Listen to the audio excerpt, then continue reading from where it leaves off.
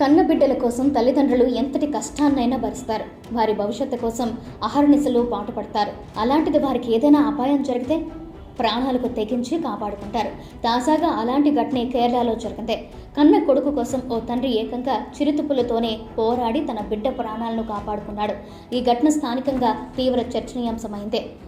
మలస్కాబార్లోని విరన్కుడిలో baby, Radhika దంపతులు తమ ఇద్దరు పిల్లలతో కలిసి ఓ చిన్న గుడిసెలో నివసిస్తున్నారు.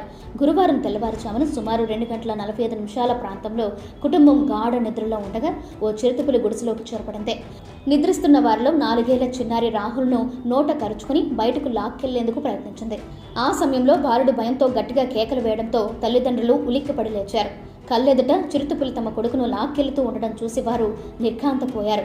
వెంటనే తేరుకున్న తండ్రి బేబీ ఏమాత్రం భయపడకుండా ప్రాణాలకు తెగించి చిరుతను ఎదుర్కొన్నాడు. గట్టిగా అరుస్తూ రాయితో దానిపై దాడి చేశారు. దెబ్బకు బెదిరిపోయిన చిరుతపులి బాలుడిని అక్కడే వదిలేసి అడవిలోకి పారిపోయింది.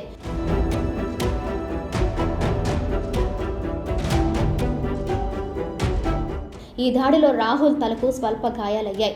కుటుంబ సభ్యులు వెంటనే అతన్ని సమీపంలోని టాటా ఆసుపత్రికి తరలించి ప్రథమ చికిత్స అందించారు. అనంతరం మెరుగైన వైద్యం కోసం చాలకూడి తాలూకా ఆసుపత్రికి తీసుకువెళ్లారు. ప్రస్తుతం బాలుడి ప్రాణాలకి ఎలాంటి ప్రమాదం లేదని వైద్యులు తెలిపారు.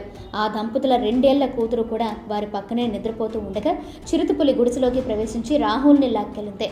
బాలుడిపై దాడి చేసిన తర్వాత చిరుతపులి మళ్లీ గుడిసె దగ్గరకు చేరుకుందని అటవీ అధికారులు పేర్కొన్నారు.